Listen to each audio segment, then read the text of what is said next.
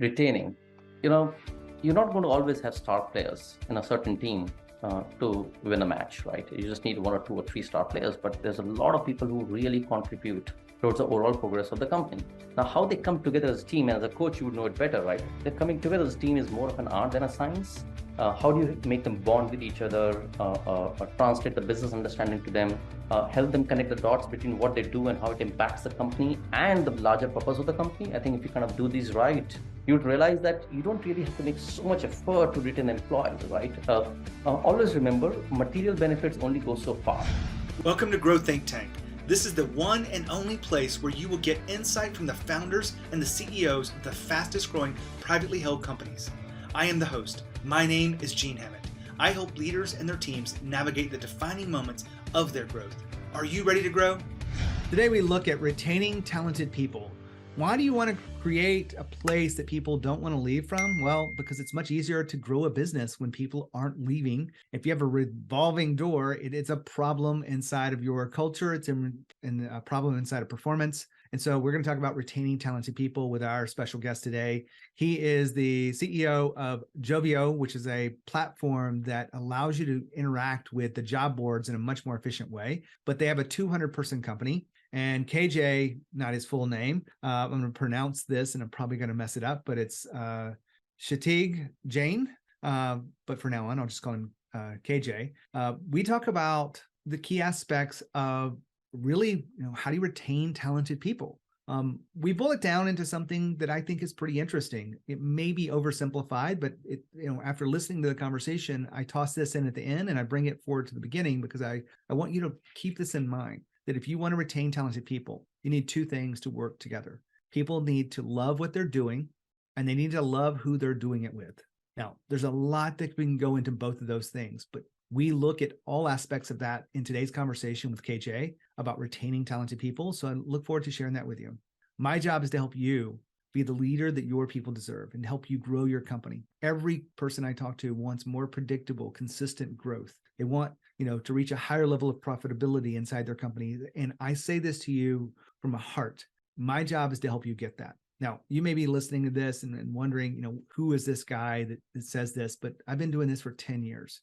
And I love the fact that I get to make a difference with my clients and I get to help them see things that they can't see for themselves. So one of the things that we have done is taken some of the work that has been very valuable in the front side of dealing with clients and bringing that forward to a free conversation with you. And I say free because it really is something that if you're listening to this podcast, it's an advantage to you because if you come in other channels, it's not free. But if you're listening into this today, you have an opportunity to sign up for free. So all you have to do is go to genehammett.com and go schedule your call today and tell them that you heard me on the podcast talk about the leadership performance assessment. This leadership performance assessment is 7 dials that we analyze the leadership performance of your organization and determine the breakdowns. And we help you qualify it, quantify it, and we help you really create a tangible plan to move forward as you grow your business for consistency and profitability.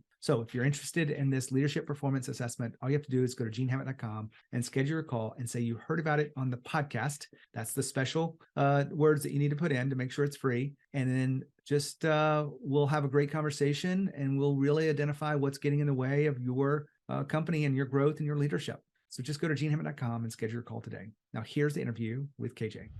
KJ, how are you? I'm great. How are you? I am fantastic. We're going to have a great conversation about retaining talented people. Before we dive in, I'd love for you to tell us about your company, Joveo. Well, so imagine, right? A lot of large corporations, right? They need to hire the best talent, and not all the best talent actually know about these companies. So they have to go reach out to them where these guys are, right? They are on social media. They're going to job boards. And they work, these large companies work with job boards around the world and sometimes hundreds of job boards, right? But the ability to see which source works most effectively and where, for example, a particular job board could give the best results for a particular category in a certain location. So the data-driven decision-making is not there. And what we do is we basically just take the jobs from the companies and say, leave it to us. We know where to advertise, where you get the best talent, and we kind of do it in an automated fashion. And so you work with most of the big job platforms, and you're making it easier for people to place those jobs and manage with those talented people So, applying. so big job platforms like the Indeeds, the LinkedIn's, the Monster Zips of the world, there are job board partners, but we work with the largest of the largest enterprises, which are in high volume hiring, and we help them advertise their jobs on these job boards. Perfect. And you guys made the Inc. list twice? I think so, yeah, 2 or 3. And you guys are up to about 200 employees. Before we go into our topic today, I'd love for you to just maybe shed a light on, I feel like things are turning. Employers are able to have a little bit more, I don't know if control is the right word, but it has been for a long time, and maybe it still is in your data and perspective. Employers have a strong position, or employees have a strong position. Are you seeing things change in that aspect? So whenever there is a major change in supply and demand, right, that's when the leverage changes from buyer's market versus a seller's market. It's a very basic fundamental principle of any supply and demand scenario. Here, the supply is the job seekers, the employees, the prospective employees, and the demand is the employers. I would say right now the demand is high, and the supply is actually rather limited. Because people are not switching jobs, they're not jumping jobs, and companies are also not letting go of a lot of people, because once they let go of a lot of people, right, they come into the work stream and they look for jobs. Everybody has learned the hard lesson from COVID and realizing that laying off a lot of people creates a lot more trouble in the future. So they're much better off planning for the future. So I think the situation is a lot more unique now. Perhaps the first time ever seen that in my 20-year experience in the space. I know that a lot of my clients are, still hiring, but they're very selective about hiring the right person, which makes sense. They don't feel like they just need to, jump on the right, the first person that comes along or the second person. So it really does help to understand where the market is shifting. KJ, we're going to talk not necessarily about your platform and about the data that you guys do, but about the way you run the company and the way you guys are able to build your team, and specifically retaining talented people. What do you think the key aspects are to retaining talented people? Retaining, you're not going to always have star players in a certain team to win a match, right? You just need 1 or 2 or 3 star players, but there's a lot of people who really contribute towards the overall progress of the company.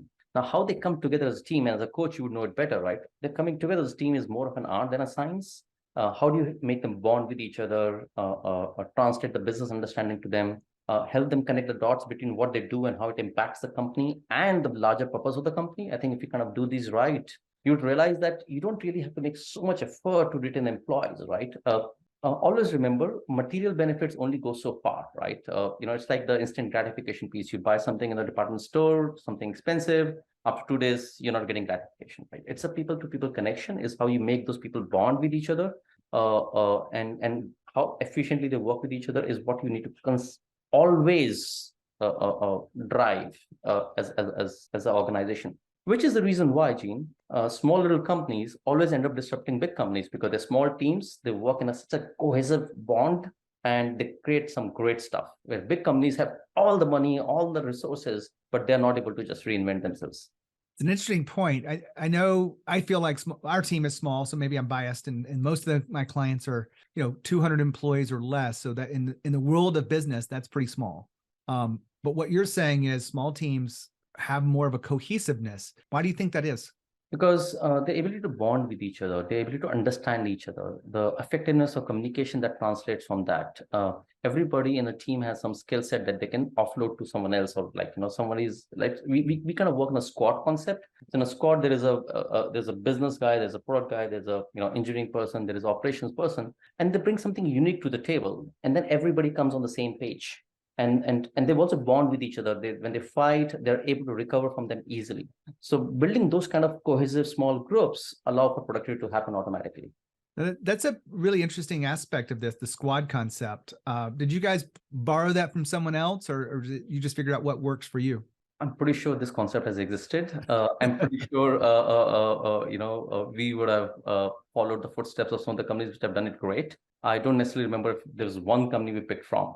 It worked for us, and I'll tell you why. Because my first startup was a bootstrap startup, and there were about 25 people, and they worked together. They were young engineers, and so they used to live in the same large apartment, shared it together. And what we did is, if these 4 or 5 people are working on the same project together, magic happened. And all I did was just come to them and say, hey, this is how business works. This is what the customer feels and needs. This is how the user problems are. And the best innovation came from the engineering team at that point of time, because you empowered and enabled them, and you kept them together.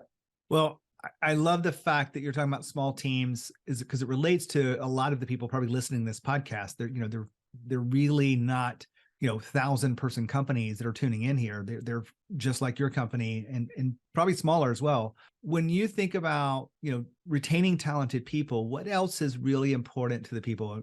Right. So there is a micro and there's a macro level of looking at how to manage small teams, right? Once you put them together, give them the right vision, give them the right construct, empower them, enable them. Manager's job is not to tell them what to do. Manager's job is to remove the obstacles that come in their way, right? Ideally, the mindset of a manager is, I will ask the right questions, and the manager should think that I work for you, you don't work for me. If you kind of start thinking like that, then I think giving the team the freedom to do what they want to do, to experiment, to make mistakes, to learn from that. You talked about consistency, right? Now, imagine there's so much of this churning and ideas and failing happening, but be consistent on how you deal with that and be predictable about it. Make sure that there's a continuity in that. Teams fail, it's okay, great, let's learn from it, let's move on to next something else, or let's do it better. And if you give them that kind of a space and empowerment and enable them, I think you can just sit back and enjoy the picture there. Now, KJ's been talking about managers. Now, one of the things I like to do is make a real distinction between managers and leaders. Now, it isn't about the title, because we don't have leaders in the titles for people. We have managers. But some people are acting as managers, and they typically are acting like they're the boss. And if they are acting like they're the boss, they're trying to, get things right and get qualify things and maybe improve the process a little bit here and there. But it's not about leadership. Leadership is more focused on the people and growing and developing those people so that things move faster and we're innovating and we're adapting as things change. Now, you have to ask yourself, do we have managers or leaders? Now, we focus on how do you make that transition from manager to leader, but I just want you to think about, one of the things that is getting in the way of your company is you've got too many managers and not enough leaders. Back to KJ. Well, I think that's a pretty simple way to look at it. It's not quite that easy sometimes. What are some of the things that get in the way of retaining talented people that we've been talking about? The more bottlenecks you put around them. So one of my personal philosophies is, we are not a company where we have approval culture. I despise when somebody says, oh, I'm waiting on a sign off for someone else, right?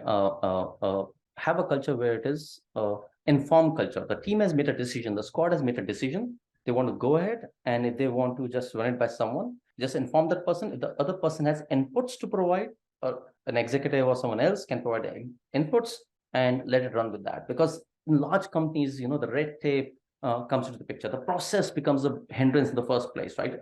Process should be process driven, not process bound. So the more process you put around and you try to use as you have to follow this formula, I don't think it's worked. There's no one single silver bullet for any project. There's no one straight way of doing it. Everybody figures out their own thing. So in a nutshell, my only thing is, when you empower them, right, when you give them the space, you just need to continue, letting them experiment, fail, but make them feel safe in that environment. There should be no repercussions to that, and just make sure that the trend line is always upward, right? Make sure as leaders, the team has learned from it and moved ahead, and trust me, they will love you for that. They would feel empowered. They're not being judged, and that allows them to bring the best that they have in them. I think that empowerment's one of the critical elements that a lot of people don't think about inside of leadership and employee growth, and they actually think they do it pretty well. You've got probably a large list of managers and executives on your team that you're leading. How do you get them to really understand what empowering others really looks like and how that is done? You can't empower someone by you thinking that you're doing a good job of empowering people. It's when they think they're empowered. So ask them the simple question. do you feel these things? Do you feel like you're empowered? Do you think I'm here to work for you? I remember one of my first managers in Monster.com, where when I came to the US, my manager came and sat down with me and said, I know you have a disparate team all over the world. And just so you know, one simple thing, I work for you. You don't work for me. And that was as simple a concept as that. And we were the best performing team in the company, which had about 5,000 people at that point of time. I love the fact that you bring that up over and over again about how leadership really is about you working for your team. Let's dive into your leadership style, KJ. How would you describe your leadership style to create a company that has grown to this pace? Hire the best, give them the tools and the freedom, and if something is not working, make quick decisions. Our board chairman, and he's very, very wise. I call him Yoda. He says, KJ, the mistakes you make is you always hire fast and fire slow. I said, it actually should be the other way around. Hire slow, take your time, get the right people, the right culture fit, right mindset, the right wavelength, right taste, right interest, right? Birds of the same feather flock together. Take your time doing that. If something is not working, like a bad apple, if I were to say it like that, and I don't want to be negative about it, then take care of it immediately. But companies make the complete opposite. So as leader, I always look at quality over quantity. I always prioritize quality over speed, because if you don't do good quality, over a period of time, it starts biting you back, right? Like you end up having a lot of stuff that is sub quality, even though you may have done it very fast. So there are only three factors in life or any project you do: quality, quantity, and time. And think of three balls you juggle, you're going to bound to drop one. So if you want quality and quantity, you better give time. And that's the way I think about it. But if you want quantity and you want it fast, then be ready to sacrifice quality. So you kind of get my drift. Now, KJ talked about firing people fast and hiring slow. And I get it. I agree. Hiring slow is the best choice. Firing people fast, I'm not going to say I disagree, but the concept I use with this is you've got to be willing to coach people up or coach people out. And you want to do this without delay. Coaching them up looks like you're developing them. You're having the difficult conversations that allow you to get to the heart of what's out of alignment, whether it be values or personal conflicts or attitudes or skill mismatch, or maybe they're in the wrong seat. But you want to make sure you're coaching people up quickly. You don't want to avoid these conversations. You want to make sure that you truly are leading powerfully. Now, this isn't just you. This is your team. If you have, hundreds of people on your company, you want to make sure every manager is coaching people up or coaching them out. And coaching them out is different than firing them or exiting them, is maybe the polite way to say this. But coaching them out means, hey, this isn't really working out the way we thought. Your skills would be better somewhere else. Let's look at and explore this so that we can help you find the right place for you. It could be another place in the organization. So, moving seats on the bus, if you will. It could be actually in another organization that you feel like might be a better fit. Coaching people out is a very humane way to have the conversation that says, this isn't working out, but I see value in who you are and what you're doing, but it's just somewhere else. And I'm willing to help you find that right place. Now, you may feel like I'm completely out of line when I say this, but I know that coaching people up is very important, and coaching them out is a new aspect to leadership that I want you to consider. Now back to KJ. Well, KJ, we've been talking about, retaining talented people, and I'm not sure if we've left something out. What do you feel like is necessary to really put a punctuation on this conversation of retaining talented people? I'm sorry, I didn't get the question. What else have we missed on retaining talented people? Well, yes. So leadership has to be consistent, right? They should be predictable, right? You can't work with a manager who's unpredictable. Right? That's one thing I would say that we could have missed. Creating a cohesive culture is not about, giving them massage chairs and taking them out parties and giving that time, right? People, if they love doing something, right? You say that, you like doing something, you like dancing. I'm sure you're going to always find time for that. So people, if they have a purpose, they will go, over the ask of duty, so to speak, and do the stuff. So help them connect with the purpose and help them bond with each other and just take care of them. It's simple. It's not rocket science. I was talking to our product head and engineering head and our chief architect and head of data, and we were just having a conversation. We're building some very, very cool piece of very, very advanced, complex algorithmic technology, so that everything, think of us in our system, we're building something called as autopilot. And I said, oh my God, that's rocket science, in this space. And really, really, this is the first time we're thinking so differently and doing it. And my VP of engineer and my CTO said, well, it is engineering. It's complex. It can be done. It's not that much of a rocket science. And my chief architect said, well, really, relentless focus and execution is rocket science. And that is available in every single human being in the world if you just channel them right. I don't want to oversimplify it, but my brain is telling me to organize what you've been saying throughout this conversation, KJ, is give them a chance to love what they're doing, and then also give them a chance to love who they're doing it with. Because if either of those two are out of alignment, they're not going to feel like this is the right place for them. Correct. Is that too simplified for you? No, it is actually, you said it better than I would. I've never had a good way with words. But, one of the ways we think about is, if a team is rating each other and consistently everybody is rating one person lower, that means they don't like to work with that one person. Address that and automatically uplift the entire team to a next level. So you're absolutely right. Give them the chance to choose the people they work with and work well with. Now, I don't know if that's something you guys are actually doing, and I'm curious if you are. What does that look like if you are letting teams rate each other and being able to look at that data? Is that something you guys are actively doing? Yeah, so there is a survey called GPTW, right? Grace Based to Work. So we borrowed heavily from their questions, and their questions are well researched and thought through. And we run employee pulse surveys every single quarter, and we hear what they're saying. And as an executive team, we actually review that, take that feedback, and define some of our goals based on how we're going to address some of the downsides, right? If you keep on taking care of the downsides, if you keep on reducing the baggage that you have on your back, you automatically run faster. Think of it like that. You don't have to invest in trying to run faster. Just make it lighter. Now, I want to make sure that I didn't miss something. You said you borrowed from a source, but I didn't catch who the source was. Great Places to Work. Great. Okay. GPTW. Well, KJ, I really appreciate your time here today and you sharing your wisdom about retaining talented people. Thank you so much, Keen. Wow, what a great interview. I love his humanity about why he leads people powerfully, why he works for his staff instead of the other way around. And I want you to really think about those words and what that means inside of how we engage with our team. You work for them, they don't work for you. When you think about leadership, I want you to really assess, are you guys where you need to be? If you're curious about the leadership performance assessment I mentioned earlier, you can go to genehammett.com. You can schedule a call with me. It's absolutely free, but we're here to help you. All you have to do is mention that you heard it on the podcast and it will be free to you. And then when you say that you want to grow to the next level, this is the key to do that. Now, when you think of growth and you think of leadership, think of Growth Think Tank. As always, with courage. We'll see you next time.